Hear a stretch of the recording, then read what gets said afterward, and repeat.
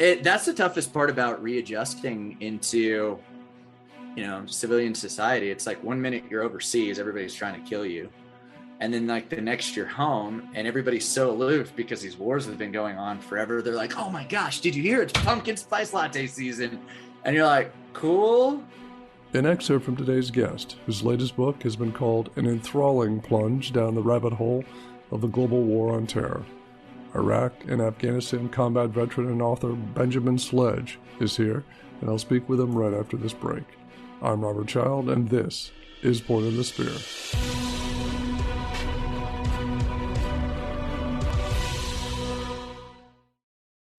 Welcome back. Today's guest is a wounded Special Operations combat veteran who tours in Iraq and Afghanistan. He is the recipient of the Bronze Star, Purple Heart, and 2 Army Commendation Medals. His latest book is Where Cowards Go to Die, and author Benjamin Sledge joins us now. Ben, welcome to the show. Thank you for having me. I appreciate it. Now, you have an incredible book out here, but do you have a legacy of military service in your family? Yeah, it's crazy. This is actually in the book too. We've traced it as far back as a general under Napoleon, is how far back we go. Wow. So it's pretty wild. My grandfather was a paratrooper in World War II with the 82nd Airborne. And then ironically, when I ended up in Afghanistan, I was underneath the 3504th Blue Devils before they disbanded of the 82nd Airborne. So it's funny that I have such a long history in the military, and we kind of joke and just say it runs in the blood. So as far as I know, my great grandfather, he fought in World War I. My grandfather fought in World War II. I know we fought in the Civil War, and like our house was divided. Some people fought for the Union, some people fought for the South. On the Sledge side, I think it was the South. On the other side, it was like the North. So then we didn't have anybody in Vietnam, but my great uncle, Charlie Applin Sledge, he stormed the beaches in the Pacific during World War II. And then my grandfather also served. My other grandfather, paternal side, he served in World War II. My uncles enlisted in the military, didn't deploy to Vietnam. My uncle got shot in the arm in a hunting accident, so he ended up getting out of the military. My dad tried to enlist in the Air Force. He had asthma as a kid. They disbarred him. And then me and my brother joined. And we expect that someday probably our kids will we'll have no idea why. Yeah, follow in your footsteps. Mm-hmm. I did sort of similar to you, tracing back my history on Ancestry.com. My father passed away. He didn't serve in the military, but he passed away when I was 4. So I wanted to know more about his family. And I was able to trace his side of the family back to service in the Civil War and the Revolutionary War. Mm. My great grandfather served at Gettysburg and Fredericksburg. Wow. My 5th great-grandfather served under Washington at Lexington and Concord, Jonas child. So it's really cool to check back, and discover these things. Yeah, it's wild. Everyone asks me if I'm related to Eugene Bondurant Sledge, who wrote With the Old Breed, which is considered like one of the greatest. Sure. Marine memoirs of all time turned into the Pacific. And I got on Ancestry and I was like, and it led me down this rabbit hole. And I was like, I would have to hire some genealogist to figure this out. I have no idea. But the Sledges are all from the South. So, and my family is all from like Tennessee, Alabama area. So I was like, yeah, this makes sense. But who knows? Might be. Yeah, that is an incredible book. And I wasn't going to ask you that because I didn't assume from reading your notes that was the case. But, I do know that book. What drove you with your combat experience and your current, your service? What drove you to write such a personal book? Were there demons, or was it just something that you had to do? It was both. I didn't talk about war for probably a decade. When I got home from Afghanistan, I wanted to be one of those veterans who talked about my experience, and I suddenly discovered why other veterans and combat veterans don't. And when you've been involved in kind of moral quagmires and questionable situations and circumstances that involve death and gore, you do things to kind of stay sane in those environments. You'll have the gallows humor, as many first responders do. You'll laugh about things that you probably shouldn't. And I remember I began to tell these stories, and people would do the uncomfortable shift, or they would smile, and I could tell it was totally fake. And their body language and demeanor just kind of communicated, there's something wrong with you. You're a monster. And so I just stopped. I was like, okay, this is something we just don't talk about. And my grandfather, he never talked about his experience in World War II, except for like a few funny stories where he was like General Patton's Scotch supplier. And there's a whole story in the book behind that. But for me, I didn't write or talk about it until one day close to Memorial Day. I wrote a piece for medium.com, and it went mega viral. It hit like over 500,000 views very quickly. And I was just like, what on earth is going on here? And I wrote about the situations and circumstances that we face on the battlefield, whether it's, having to decide whether to shoot a woman or child, or coming home to a country that no longer feels like home. And I couldn't figure out the emotions that I was feeling, because it didn't feel like post-traumatic stress. It felt like getting punched in the soul.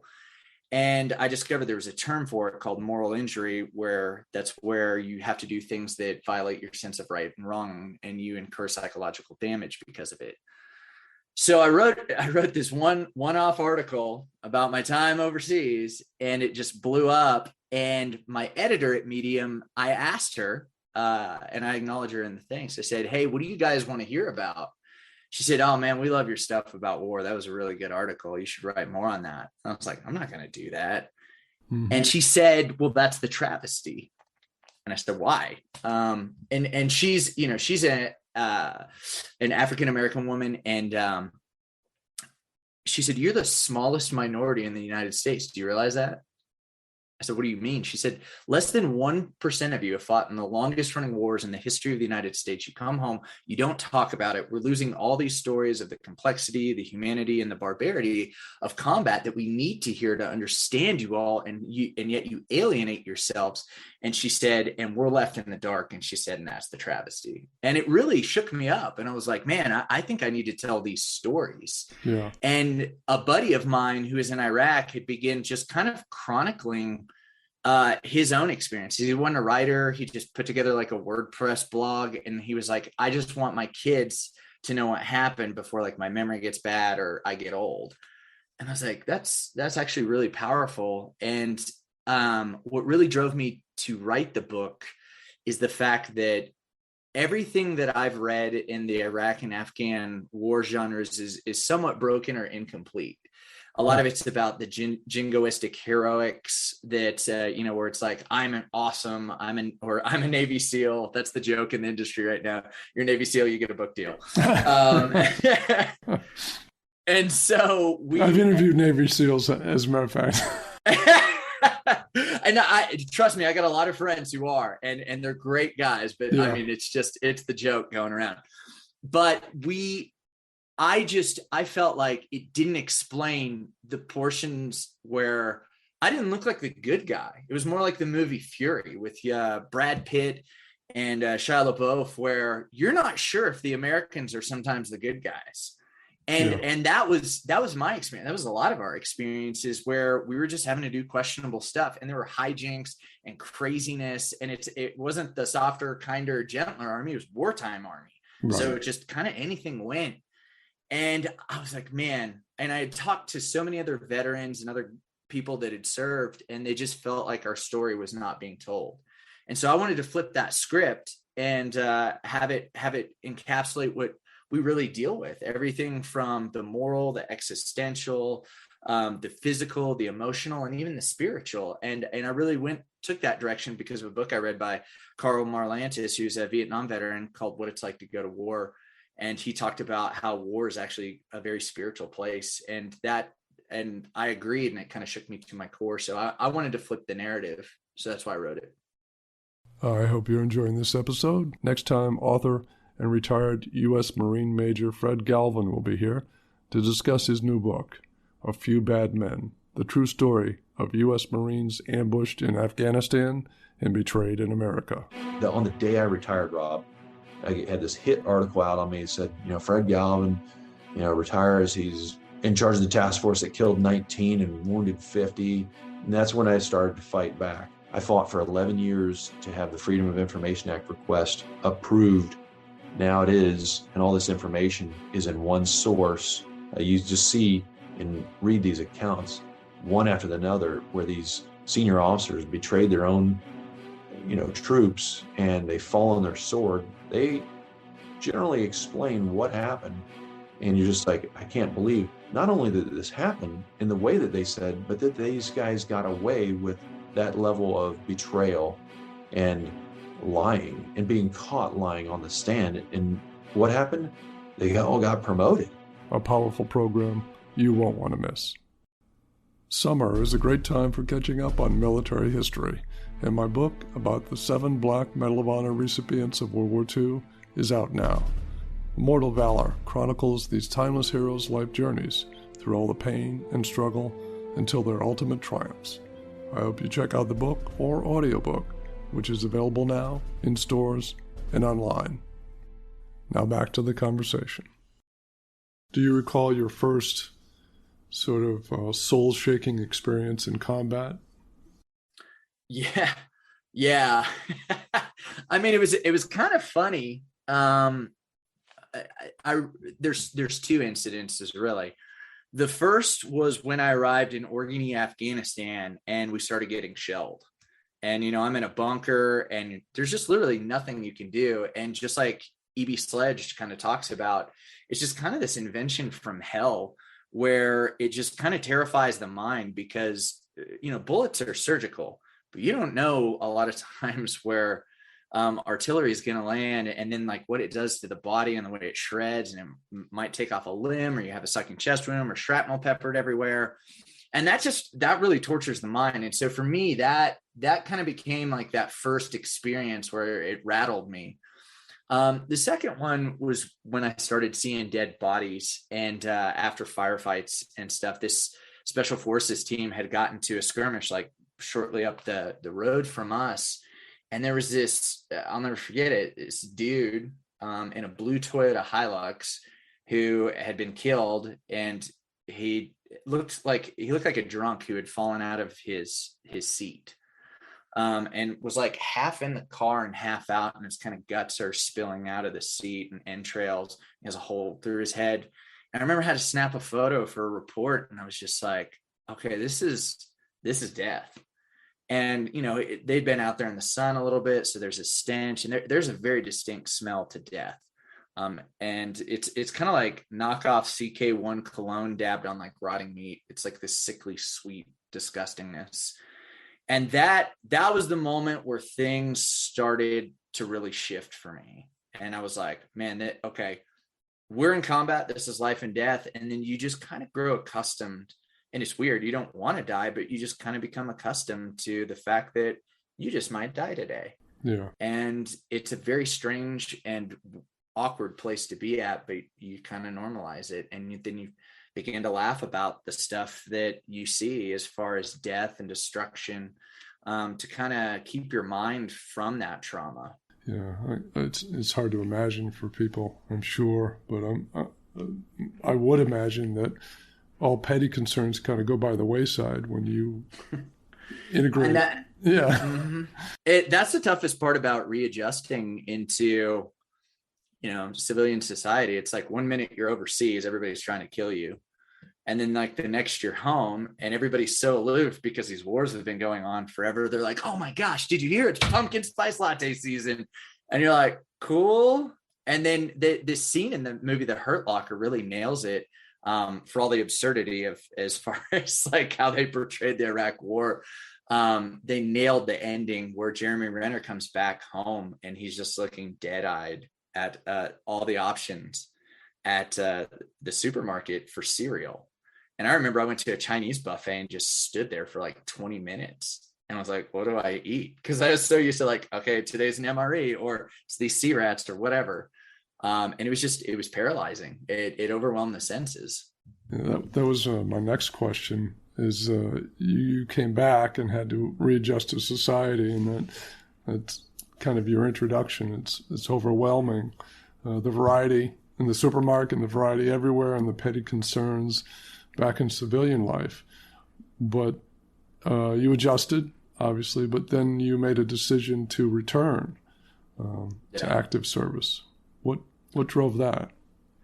When I came back, it was okay for a little bit, and then things started bugging me, and that's when everything kicked up. And then I became kind of the violent, scary veteran who just, when you got into the booze, you never knew who was going to come out. And this went on for a while until my friends and family had like an intervention with me. Once I had kicked in the door of my girlfriend's house, just drunk and going crazy. And I got in with a really good counselor who really helped me navigate my emotions and what I felt. I downplayed a lot of my experiences because I was afraid that it would get back to, the military, or that, I was this wacko or whatever. And that's kind of the thing in the military, is mental health is an oxymoron. Yeah. So I kept that real quiet and real under wraps, but it got me into kind of a decent space after, a year, and learned the tools necessary to kind of catch myself when I was slipping. But I still didn't feel like I belonged because, life is just going on. Everybody's going on. And I'm thinking about, there's a war going on. And my best friend had been killed while I was overseas. He had replaced me. And so there was just kind of this like, man, we got to finish this thing. Yeah. And I swore I would never go back overseas again because it messed me up. But one day, my team sergeant, he's in the book as well. His name's Paul Gonzo Gonzalez. That's his real name. He's like, hey man, we're putting together a team and we're going to Iraq and you're coming with me. And I was like, no, hell no. And we had all these like post 9/11 newbie privates and people that hadn't served. And he just literally told me, he said, hey man, if you want to, he said, sooner or later, you're going to go overseas. He's like, these wars aren't ending anytime soon. He's like, if you want to get stacked with a bunch of turds and get yourself killed, be my guest. And I was like, all right, man, give me the rest of the day. And other friends from Afghanistan were going, and there's this joke. It's not even a joke. It's just something that your parents tell you as a kid. It's like, if all your friends were jumping off a bridge, would you do it? I'm sure you remember that. Oh yeah. And the problem with the military is the answer is yes. It's like the dumbest thing that they ask you to do. You're like, if you served in combat with them, you're like, I'm in. Okay, cool. And so I just jumped off that bridge with them and I volunteered. I was like, yeah, sure. Why not? I'll go. I didn't even have to go. They were just putting together this special team. And by the end of the day, I'd signed on, picked my team. And the thing is I had really found myself missing war because, again, I missed the simplicity, the camaraderie, the brotherhood. I didn't have to worry about dating or entertaining my girlfriend or any of that stuff or money. It was just a mission and some purpose. And that's what you lose when you come home. You lose that sense of mission and purpose. And so I was like, man, I can find that once more. And so I went. What was your role when you returned to service? So I was the platoon sergeant for a 4-man, it's called a Cat A, which stands for Civil Affairs Team Alpha. And we worked with the local and indigenous populations, rebuilding the infrastructure, but also at the same time, minimizing civilian interference on the battlefield. So I like to tell people you get to see the best of war and the worst of war. You're either going to make a lot of friends or you get shot at a lot. So we went in there and we're the cultural experts and advisors, but we got sent to Ramadi during the surge from 2006 to 2007. And that's where, Chris Kyle earned his nickname, the Devil. Jocko Willink and Task Force Bruiser were there. The Battle of Ramadi was just kind of like the epicenter of hell. And will probably go down in like modern history kind of as similar to like the Battle of the Bulge, just because it was a war of attrition for a real long time until we retook the city through some civil military operations that a guy named Captain Travis Patrickman put together, who was their civil affairs liaison for the head of the 1st Armored Division, who really understood the mission and how to flip the local tribal warlords and sheiks. And it worked. And we were able to implement that, and it became kind of the strategy for all of the Iraq war and COIN, because we took the most violent city and then flipped it to one of the most pacified cities. Yeah, it was recognized as a great success. Mm-hmm.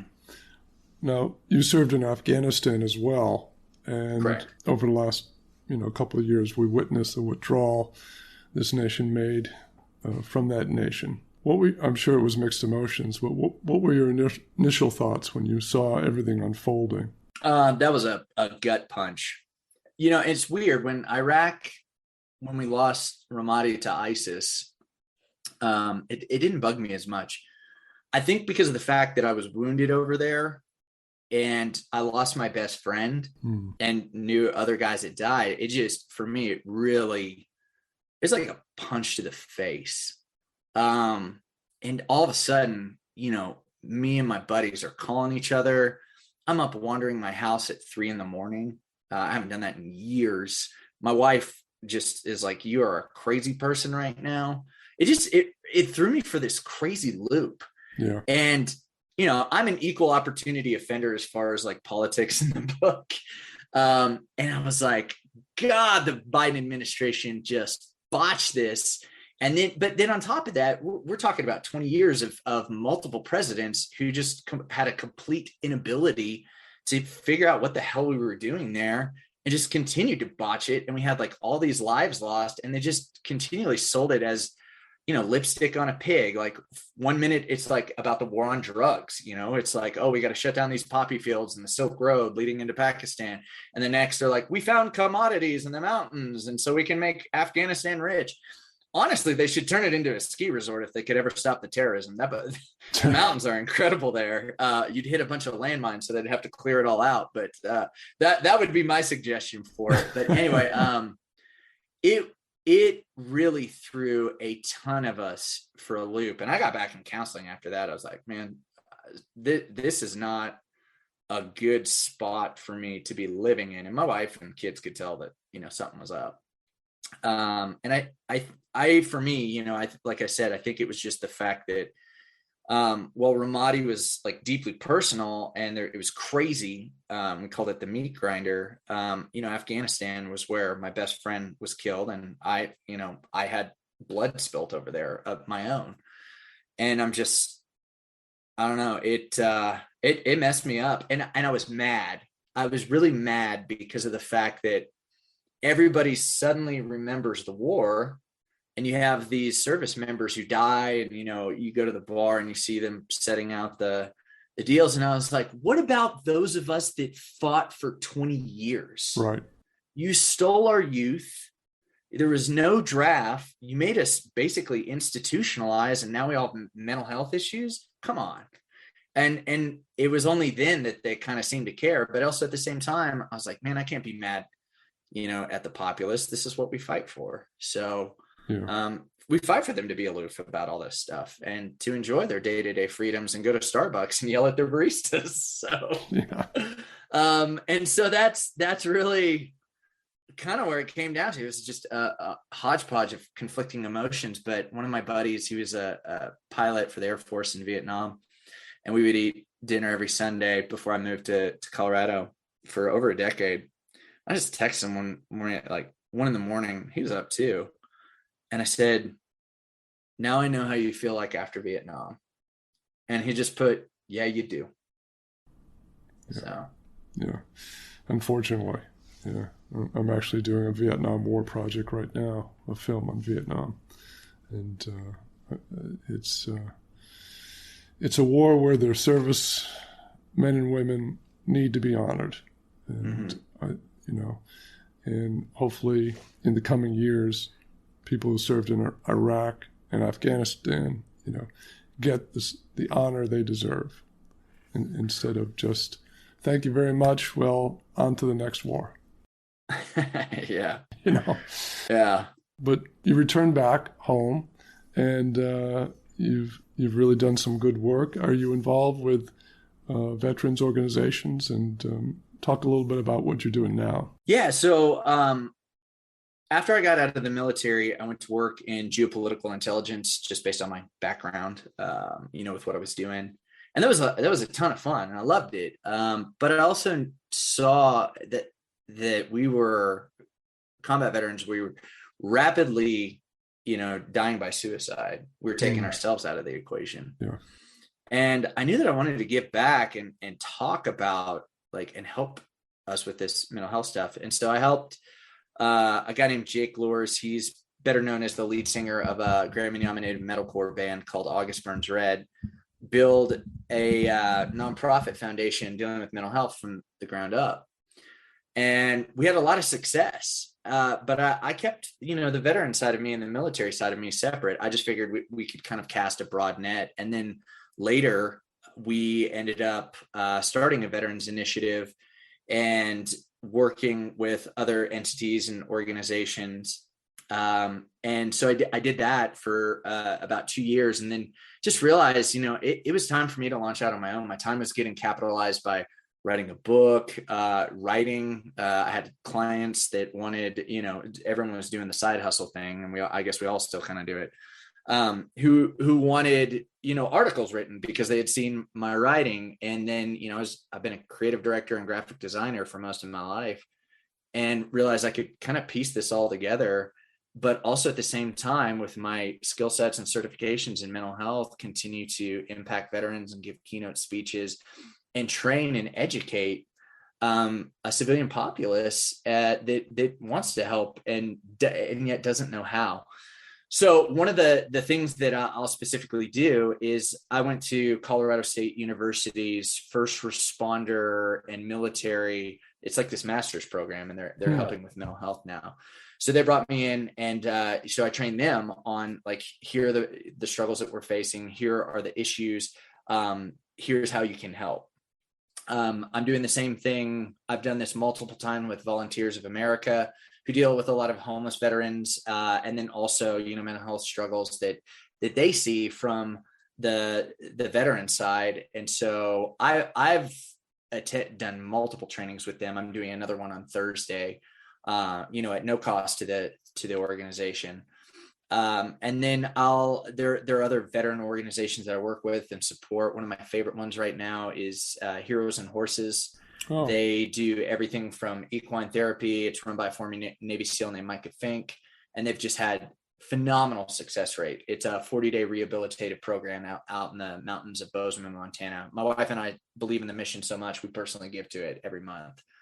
And then, the old organization I work for, Heart Support, they're continuing their veteran stuff. So I just have a lot of hands in different cookie jars right now. But I would say my big thing is helping out, train and equip the civilian populace, and then also dealing with the struggles that veterans face and helping them find that mission, purpose, direction, and meaning again, and then directing them to the appropriate organizations that I know that are doing really good work. Because right now there are 50,000 veteran nonprofits out there. So which one do you pick? And we've spent $92 billion since 2012 helping veterans. You'd think we'd be better by now. And so what I've realized is we don't need, more help. What we need is just better, more targeted help. Right. And so that's really what I'm trying to do. That's good. Yeah, I interviewed last November Richard Casper, who's the director of Creative Vets based in Nashville. You may have heard of them. They do some phenomenal work as well. Well, Ben, thank you so much for being on the show today. The book is called Where Cowards Go to Die, and I encourage everyone to pick it up. Thank you, sir, for coming on the show. Well, thanks for having me on. I really, really appreciate it. I was looking through everything that you were doing and the filmmaking and directing, and it's really cool to see. So yeah, it's been a long climb, and not an overnight success, but I enjoy what I do, and I really respect people like you, obviously. Well, thank you. I really appreciate it. Thanks for, just telling our stories and capturing them. I think those are really important. That's it for this episode. Thanks again for joining me. Next time, author and retired U.S. Marine Major Fred Galvin will be here to discuss his new book, A Few Bad Men, the true story of U.S. Marines ambushed in Afghanistan and betrayed in America. On the day I retired, Rob, I had this hit article out on me. It said, Fred Galvin, retires. He's in charge of the task force that killed 19 and wounded 50. And that's when I started to fight back. I fought for 11 years to have the Freedom of Information Act request approved. Now it is, and all this information is in one source. You just see and read these accounts, one after another, where these senior officers betrayed their own, troops, and they fall on their sword. They generally explain what happened, and you're just like, I can't believe not only that this happened in the way that they said, but that these guys got away with that level of betrayal and lying and being caught lying on the stand. And what happened? They all got promoted. A powerful program you won't want to miss. And if you like what you hear, leave a review or a rating, or just click the follow button. And be sure to check out our Point of the Spear YouTube channel with bonus video material plus full military history documentaries. There's tons to explore, and I hope you check it out. I'm Robert Child, and this has been Point of the Spear. Music licensed from audioblocks.com. Point of the Spear is produced by RSC Media Group.